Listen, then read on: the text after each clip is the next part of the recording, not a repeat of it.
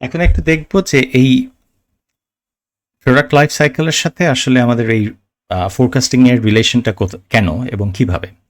আমাদের বিপদটা সবচেয়ে যদি ফোরকাস্টিং এর ক্ষেত্রে যদি একটু আপনাকে ফ্ল্যাশব্যাকে নিয়ে যাই, আমাদের সবচেয়ে বড় বিপদটা হচ্ছে যখন প্রোডাক্ট এবং মার্কেট দুটোই নতুন হয়ে থাকে। কারণ আপনি মার্কেটটা সম্পর্কে কাস্টমার কারা সে সম্পর্কেও আপনার আইডিয়া নাই, আর প্রোডাক্টটা নতুন, সেই মার্কেটে কী পরিমাণ খাবে সেটাও আপনি বুঝতে পারছেন না। সেকেন্ডের কথা হচ্ছে বিপদটা আরেকটু কম, এক ধাপ নিচে চলে আসেন যখন আপনার প্রোডাক্টটা হয়তো পুরাতন কিন্তু এই মার্কেটটা আপনার নতুন। কারণ এই মার্কেটের লোকরা সেই প্রোডাক্টটা কীভাবে খাবে সেটা নিয়ে আপনার জন্য একটু দুশ্চিন্তা হয়ে যায়। বিপদটা আরেক ধাপ নিচে নেমে চলে আসে, মানে কমে যায়। কারণ যখন আপনি এই মার্কেটটা সম্পর্কে আপনি ওয়াকিবহাল কিন্তু এই প্রোডাক্টটা নতুন, তার মানে এই মার্কেটটা কিভাবে রেসপন্স করে সে সম্পর্কে আপনি জানেন কিন্তু এই প্রোডাক্টটা নতুন। সো আপনার বিপদ সবচেয়ে কম। তো এইখানের মধ্যে থেকে একটু দেখার চেষ্টা করি। যেমন for an example, electronic vehicles আমাদের বাংলাদেশে আপনি লঞ্চ করতে চাচ্ছেন। এখন 2026 সালে কি পরিমাণ বিক্রি হবে আপনি সেখানে জানার চেষ্টা করছেন। এখন আপনার জন্য তখন ডেলফি মেথড করতে পারেন। ডেলফি মেথড করতে গেলে যে পরিমাণ খরচ লাগবে, সময় লাগবে, সেটা যদি আপনার থাকে আলহামদুলিল্লাহ। যদি আরও শর্টকাট ওয়েতে আপনার ফোরকাস্টটা করতে চান তাহলে আপনার এই লাইফ সাইকেল অ্যানালজি সেটার একটা ভেরি গুড পারপাস আছে বা ভেরি ইউজফুল। কিভাবে করছেন একটু দেখে নিই। আপনি তখন কি করবেন, বাংলাদেশের আপনার ইলেকট্রনিক ভেহিকলস একেবারে নতুন। এখন এই নতুন প্রোডাক্ট বাংলাদেশে যখন গাড়িগুলো আসে তাহলে কি পরিমাণ বিক্রি হওয়ার সম্ভাবনা থাকে, আপনি তখন একটু পিছনের দিকে যাওয়ার চেষ্টা করবেন। বাংলাদেশে কি এরকম নতুন ভেহিকলস এই রিসেন্টলি বা গত 5-10 বছরে বা 5 বছরে লঞ্চ হয়েছে? তখন আপনি খুঁজতে খুঁজতে দেখলেন হ্যাঁ ঠিকই আছে। তো কোনটা ছিল? হাইব্রিড কার, যেটা বাংলাদেশে ছিল 2016-17 দিকে। হাইব্রিড কার যখন বাংলাদেশে এসেছিল তখন এর আগে মানুষ সবাই সিএনজি দিয়ে গাড়ি চালাতো বা পেট্রোল দিয়ে চালাতো। So it was A completely new technology, যেখানে অর্ধেক গাড়ি চলবে পেট্রোলে এবং অর্ধেক গাড়ি চলবে হচ্ছে আপনার ব্যাটারিতে। সো এই নতুন টেকনোলজি তখনও তো বাংলাদেশের মানুষের জন্য একটা এক্সক্লুসিভলি নতুন ছিল এবং একসেপ্ট করতে হয়তো তাদের একটু দ্বিধা লেগেছিল। তাহলে এখন আমি কি করতে পারি? তার মানে এরকম এখন যেরকম ইলেকট্রনিক ভেহিকলস একেবারে নতুন, এরকমই আরেকটা প্রোডাক্টটাকে আইডেন্টিফাই করতে পারলাম, সেটা হচ্ছে হাইব্রিড কার। সেটা কোন সালে ছিল? 2016-17 ছিল। এখন আপনি বিআরটিএতে ফোন দেন বা ওয়েবসাইটে দেখেন 2016-17 সালে বাংলাদেশে কত পরিমাণ গাড়ি হাইব্রিড কার্সগুলো বিক্রি হয়েছিল। খোঁজার পর দেখলেন প্রথম বছর মাত্র 60,000 বিক্রি হয়েছিল। এখন ইলেকট্রনিক ভেহিকলস তো একই, এন্টায়ারলি নিউ কনসেপ্ট, বাট এটা হচ্ছে 2026 সালের জন্য আর সেটা ছিল 2017 সালের জন্য। তাহলে 2017 সালে এরকম নিউ টেকনোলজি যদি 60,000 বা 70,000 বিক্রি হয়, বাংলাদেশে 2026 সালে electronic vehicles same new concept, আপনি তখন চিন্তা করে দেখবেন যে না, তাহলে তো সেই 60 বা 70,000, মানে ধরেন যে কোনো একটা ফিগার হতে পারে, 70,000 বিক্রি হবে। তার মানে আপনার যখন কোনো নতুন প্রোডাক্টের ক্ষেত্রে আপনি যখন এরকম ফোরকাস্ট করবেন, তখন চিন্তা করতে হবে এরকম নতুন প্রোডাক্ট কি সচরাচর আমরা খুব সহসাই বা রিসেন্টলি দেখেছি। দেখলে ওই প্রোডাক্টটাকে আইডেন্টিফাই করেন, ওই প্রোডাক্টটা ওই সময় কতটুকু বিক্রি হয়েছে, সেইমটাকে বেস লাইন ধরে আপনি আপনার প্রোডাক্টের জন্য সামনের বছরে কতটা বিক্রি হতে পারে সেটাকে বের করতে পারেন। যেমন এইচডি টেলিভিশন যেরকম ছিল, তখন নতুন থাকার অবস্থায় কোম্পানিরা তখন করেছিল যে কি পরিমাণ আমার বিক্রি হতে পারে। তখন তাদের জন্য একটা ইউজফুল টেকনিক ছিল, তারা ওই যে ক্যাথোড টেলিভিশনগুলো আছে নিচে দেখছেন ওই যে বক্সের মতো, সেটা যখন 1980s বা এরকমের দিকে যখন এসেছিল তখন কি পরিমাণ বিক্রি হয়েছিল, তখন ছিল এটা এক্সক্লুসিভলি। তখন তারা সেই নাম্বারটাকে অ্যাপ্লাই করেও দেখেছে যে তাদের জন্য ইট ওয়াজ ভেরি ইউজফুল। এটা তো গেল একটা উপায়।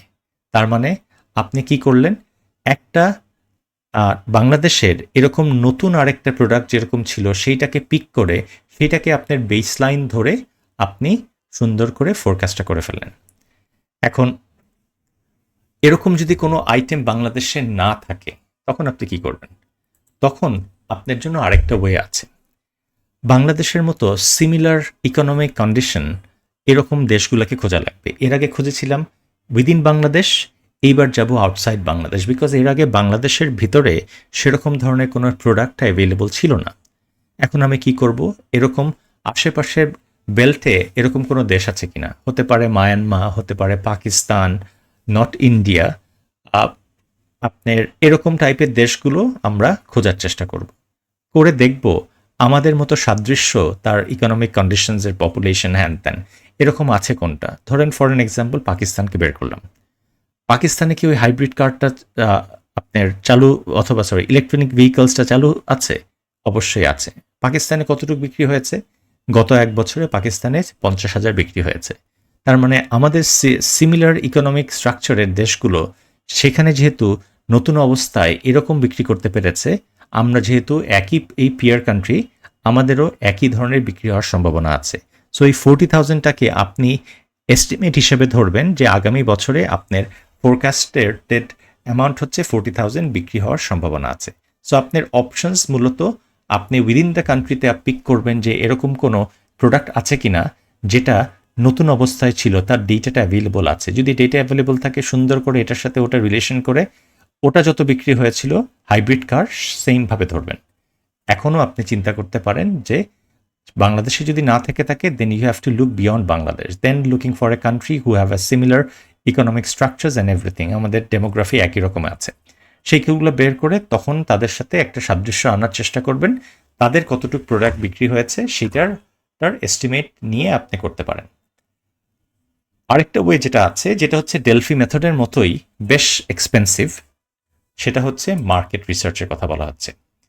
তো এটা স্কিপ করে যাই। মার্কেট রিসার্চের ক্ষেত্রে যেরকম যেই প্রোডাক্টটা মূলত আপনার আর কনসেপ্ট স্টেজে বা কমার্শিয়াল হওয়ার আগ মুহূর্তে আমি বোঝার চেষ্টা করব এইটার ফিউচার প্রসপেক্ট কতটুকু আছে, সেইগুলোর জন্য আপনার মার্কেট রিসার্চ হচ্ছে সবচাইতে ভালো। আপনার একটা প্রোডাক্ট, নতুন প্রোডাক্ট হতে পারে, আইডিয়া হতে পারে, আপনি তখন এটাকে টেস্ট করে দেখছেন, প্রোটোটাইপ হতে পারে, তখন আপনি টেস্ট করে দেখার চেষ্টা করছেন যে কতটুক কিভাবে বিক্রি হতে পারে।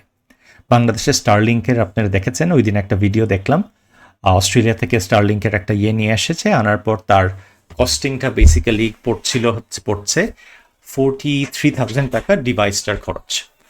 তো সেটা ছিল তার জন্য সে অস্ট্রেলিয়া থেকে এনেছে, I don't know, maybe, but I also think that ইন্টারনেটের জন্য 43,000 টাকা ফর দ্য সেট আপ, ওটা কতটুক। সো মূল কথাতে আসে। তো বাংলাদেশে স্টারলিং 10 বছরের জন্য ব্যবসার সুযোগ পেয়েছে। এখন ওরা তার আগে কি করে দেখবে? তার আগে দেখবে যে বাংলাদেশে প্রোটোটাইপ বা ব্যবসা শুরু করার আগে তারা এই মার্কেট রিসার্চটা করবে।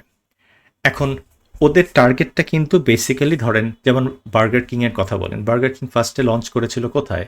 আপনার হাই প্রোফাইল এলাকাতে, গুলশান, বনানী, হ্যান ত্যান, ধানমন্ডি এসেছিল, উত্তরাতে এসেছে। সো ওরা কি করবে যে ওদের ইনিশিয়ালি তারা টার্গেট করবে এরকম পশ এরিয়াগুলোতে। তো তখন ওরা এইসব এলাকাতে যেহেতু কমার্শিয়ালি ব্যবসা করার চেষ্টা করবে, এখনও ব্যবসা শুরু করেনি, এখন ওরা বোঝার চেষ্টা করবে ওই সকল মানুষের কাছে গিয়ে তাদের মাঝখানে এই প্রোডাক্টের চাহিদাটা কতটুকু। তার মানে এই মার্কেট রিসার্চের মধ্যে থেকে আপনার আইদার আপনি তার একটা ইন্টারভিউ নেবেন অথবা একটা সার্ভে করবেন। এখন সেইখানের মধ্যে থেকে যে আপনি কি করছেন, আপনি তাকে দুটো বা কয়েকটা প্রশ্ন করবেন। প্রশ্ন হচ্ছে, ধরেন আমি স্টারলিংকের কথাই যদি বলি, এরপরে আরেকটা এক্সাম্পল দিব, আইপিএসের এক্সাম্পল। স্টারলিংকের ক্ষেত্রে ওরা গেল যে স্যার আপনি কি বাসায়, ধরেন ধানমন্ডির কথাই বলি, ধানমন্ডিতে আসলেন, আসার পর ওনারা প্রায় 1,000 মানুষকে সার্ভে করবেন, কোয়েশ্চেনিয়ার আর তৈরি করলেন, করার পর বিভিন্ন জায়গাতে সুপার মার্কেট বা যেসব জায়গাগুলোতে আছেন সেই জায়গাগুলোতে তারা গেলেন। বিকজ যারা হয়তো সুপার মার্কেটে শপিং করে তারাই হচ্ছে তাদের হয়তো কাস্টমার, এই জন্য সুপার মার্কেটে ঠিক বাইরে দাঁড়িয়ে আছেন। দাঁড়িয়ে কাস্টমাররা আসলেন, তাদেরকে কোয়েশ্চেনিয়ার দিলেন, দেওয়ার পর বললেন স্যার আর আপনারা কি বাসায় ব্রডব্যান্ডে ইন্টারনেট ইউজ করেন? বলে হ্যাঁ ইউজ করি। স্যার আপনারা কারেন্টলি কত টাকার প্যাকেজ নিচ্ছেন? অনেকে বললেন 2,000, 2,500। স্যার আমরা যদি আপনাকে 2,000 টাকার মধ্যে একটা প্যাকেজ দেই, সিমিলার ব্যান্ডউইথ অথবা একটু বেটার, আপনারা কি স্যার অবশ্যই কারেন্ট যে লাইনটা ইউজ করছেন সেটা থেকে সুইচ করে কি আমাদেরটায় আসবেন? তো আপনি তখন স্টারলিংকের কথাও বললেন, তখন ওরা হয়তো সেখানের মধ্যে থেকে ইয়েস, নো, মেবি এই অপশানের মধ্যে থেকে কেউ পিক করলো। সো ফার্স্টে আপনি কি বললেন? কারেন্টলি যে সার্ভিসটা আপনি রিসিভ করছেন সেটার আপনার মান্থলি এক্সপেন্ডিচার কত? এখন আপনি যদি সিমিলার স্ট্রাকচারে অথবা হয়তো পারে আপনি 1-200 টাকা কমে তাকে সার্ভিস প্রোভাইড করতে চাচ্ছেন, তারা কি তাদের এক্সিস্টিং লাইন থেকে সুইচ করে আপনার কাছে আসবে কিনা? সো ইয়েস নো মেবি হতে পারে অনেকগুলো অপশনস। তো আপনি দেখলেন যে আমি 1,000 জন মানুষের কাছে বা 10,000 জন মানুষের কাছে যে আমি সার্ভেটা করলাম, সেখান থেকে দেখা গেল 20% হ্যাভ সেড ইয়েস এবং 10% মেবি, আর বাকি 70% সেড নো। তো তার মানে আপনি এখন যদি দেখেন যে আপনার টোটাল রেসপন্সের 20% আপনাকে বলেছে আসবে। এখন ধানমন্ডিতে যদি আপনি ফার্স্ট ধানমন্ডিতে লঞ্চ করতে চান, ধানমন্ডির টোটাল পপুলেশন হচ্ছে 10 লাখ। এই 10 লাখের 20% যদি আপনি বের করার চেষ্টা করেন, সো সেইটাই হবে আপনার এই আগামী বছরের আপনার কতটুকু বিক্রি করতে পারবেন। মার্কেট রিসার্চে যখন প্রোডাক্টটা প্রোটোটাইপ অথবা কনসেপ্ট আকারে আসে, সেই প্রোডাক্টের গ্রহণযোগ্যতাটাকে জানার জন্য আগামী বছরে কতটুকু বিক্রি হওয়ার সম্ভাবনা আছে, তখন আপনি কাস্টমারের কাছে অ্যাপ্রোচ করে তার রেসপন্সটা নেওয়ার চেষ্টা করেন। It can be through an interview or it can be by distributing questionnaires. সেখান থেকে যখন আপনি নিচ্ছেন, নেওয়ার পর তাকে জিজ্ঞাসা করছেন যে বর্তমানে যে সার্ভিস প্রোভাইড করছেন বা পাচ্ছেন, সেই সার্ভিসটা থেকে যদি আমরা আপনাকে ইন টার্মস অফ যে কোনোভাবে হতে পারে, ব্যান্ডউইথ হতে পারে, টাকা পয়সা, সেখানে একই রকম বা একটু কম দিই, আপনি কি এক্সিস্টিং সার্ভিসটাকে আপনি ডিসকার্ড করে বা ডিসকন্টিনিউ করে আমাদের এখানে আসবেন কিনা? যতজন মানুষ রেসপন্স করবে, আপনার ইয়েস যদি হয় 20% বা 30%, ওই এলাকার টোটাল পপুলেশন কত? 10 লাখ। 10 লাখের 20% যতটুকু হবে আগামী বছর ততটুকু বিক্রি হওয়ার সম্ভাবনা আছে। সেমভাবে আমি যদি পরবর্তীটায় যাই, যেরকম ওই যে বলেছিলাম আমরা আইপিএস এর একটা ব্যবস্থা করতে চাচ্ছি। সো আপনার জেনারেটরের ব্যবস্থা করতে চাচ্ছি। আপনার বাসায় হয়তো আইপিএস আপনি নিয়ে থাকেন বা আছে। আমি আপনাকে জিজ্ঞেস করবো যে স্যার, আপনি যে আইপিএস এর কানেকশনসগুলো নিয়ে থাকেন, আপনার কি পরিমাণ খরচ আপনার হয়? বলে আমার টোটাল টিএমএলআই আপনার ইলেকট্রিসিটি সবটা ব্যাটারি চার্জ করতে গিয়ে আপনার 2,000 টাকার মতো আপনার খরচ হয়। তা আমি তখন বলছি, স্যার আমরা যদি আপনাকে 1500 টাকার মধ্যে বা 1800 টাকার মধ্যে আপনাকে এরকম জেনারেটর কানেকশনস প্রোভাইড করি, আপনি কি নেবেন কিনা? সো সেগুলোর মধ্যে থেকে আপনার যে কয়টা লাইট বাতির কথা বলছেন, সেম কাইন্ড অফ লাইট বাতি আপনার চলবে। তখন আপনি হয়তো বলবেন ইয়েস, হয়তো বলবেন নো, হয়তো বলবেন মেবি। সেখানের পার্সেন্টেজটা বের করবো। সেখানেও যদি 15% হয়, ধানমন্ডিতে যদি আপনার 10 লাখ লোক থাকে, 10 লাখ লোকের 15%-এর যেই ফিগারটা হবে, সেটাকেই আপনি আসলে আপনার বেস লাইন ধরে আগামী বছরের জন্য আপনি চিন্তা করতে পারবেন। এবং আপনি চিন্তা করবেন যে আসলে ওই পরিমাণ বিক্রি দিয়ে আপনার বিজনেসটা আসলে সাস্টেইন করবে কিনা, দ্যাট ইজ অ্যানাদার ডিবেট আপনার হবে। বাট মার্কেট রিসার্চে আপনার প্রোটোটাইপ কনসেপ্ট আকারে থাকার অবস্থায় সেই ক্ষেত্রে আপনি মার্কেটে যান, কাস্টমারের পালসটা বুঝে আপনি বোঝার চেষ্টা করেন আগামী বছর কতটুকু আপনার বিক্রি হতে পারে।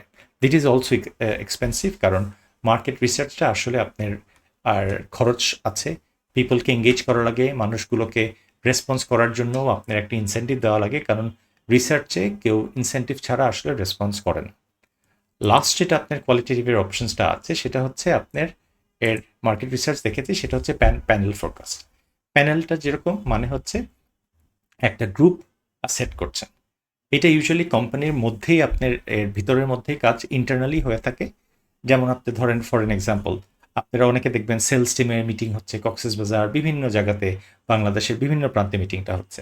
আপনারা ধরেন বিভিন্ন প্রান্তে না যেয়ে ঢাকার কাছেই বলি, আপনারা কেরানীগঞ্জের ওইদিকে একটা রিসোর্টে গেলেন। সেখানের মধ্যে থেকে ঢাকা, খুলনা, বরিশাল সব জায়গার যেগুলো মার্কেটিংয়ের হেড যারা আছেন তারা আপনার আসলো।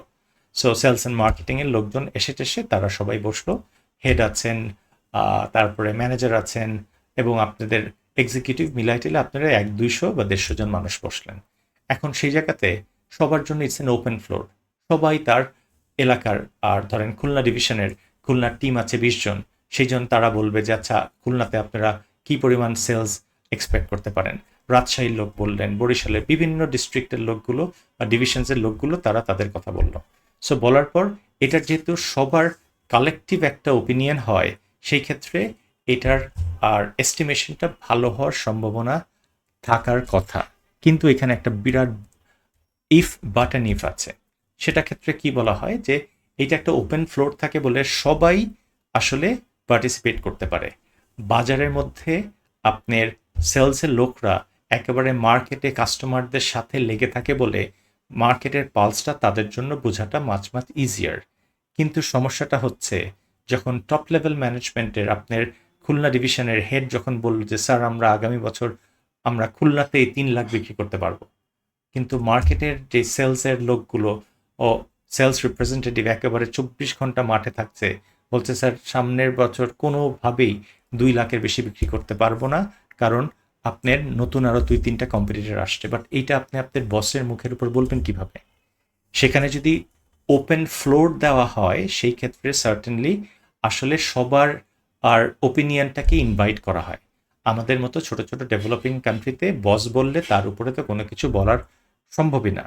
এইটার ক্ষেত্রে এই প্যানেল ফোরকাস্টটাকে আরও অ্যাকুরেট করার জন্য এখন টেকনোলজি ইউজ করা হয়। ওই যে আপনি ডেলফি মেথডের মধ্যে থেকে এক্সপার্টরা লিখেছেন কিন্তু এক্সপার্টের নামটা হাইড করা হয়, সেমভাবেও যখন খুলনা ডিভিশনসের কথা বলা হয় তখন আপনার ফোন দিয়ে সবাই আপনার ইনপুটটা দিতে পারে। ইনপুটটা দিলে নামটা অ্যানোনিমাস রাখা হয়, তখন সেই ক্ষেত্রে একটা বেটার এস্টিমেশনটা পাওয়া যাচ্ছে। কারণ এটার ইন্ট্রোডাকশনটা এই কারণেই করা হয়েছে যে টপ লেভেল ম্যানেজমেন্ট যখন বলবে 3 লাখ, আপনার ঘাড়ে কয়টা মাথা আছে? আপনি বলবেন স্যার 2 লাখের বেশি একটাও বিক্রি করা সম্ভব না, বিক্রি করতে পারলে আমার কানটা কেটে নিয়ে যান। বিকজ আপনি মার্কেটের থেকে রিয়েলিটিটা বুঝেন, তারা আসলে বুঝে না। তারা খুব অপটিমিস্টিক হয়ে রাজশাহী বলেছে স্যার আমরা 2.5 লাখ বিক্রি করতে পারবোই, রাজশাহীকে তো টক্কর আপনি দিতেই হবে। সো আপনি বললেন স্যার আমরাও 3 লাখ বিক্রি করতে পারবো। সো আপনি ইমোশনালি ক্যারিড অ্যাওয়ে হয়ে আপনি এমন একটা ফিগার সাজেস্ট করলেন যেটা আসলে লিটারালি ফিজিবল না। এই জন্য এখনকার দেখা যাচ্ছে যে সমস্ত টেকনোলজি ইউজ করে খুলনা ডিভিশনসের ইনপুট যখন চাওয়া হয় তখন সবাই তার ওপিনিয়নটা দেয়, ওই অ্যানোনিমাস হিসাবেই হওয়ার পর যেই ফিগারটা আসে সেটা একটা এস্টিমেট করে করা হয়। It's a very open and একটা ফ্লোর থাকে, সবার ওপিনিয়ন থাকে বলে খুব ইউজফুল হওয়ার উচিত। যদি ম্যানুয়ালি করেন তাহলে আসলে এইটার এফিকেসি নিয়ে একটা প্রশ্ন দাঁড়ায়, বাট এটা যদি আপনার with the use of IT করেন আপনার জন্য আউটকামটা খুব ভালো হওয়ার চান্সেস আছে। সো আমাদের আরেকটা ভিডিওতে বেসিক্যালি আমরা কোয়ান্টিটেটিভ যেই ফোরকাস্টিংটা আছে সেটা একটু আমরা দেখে নেব। Thank you.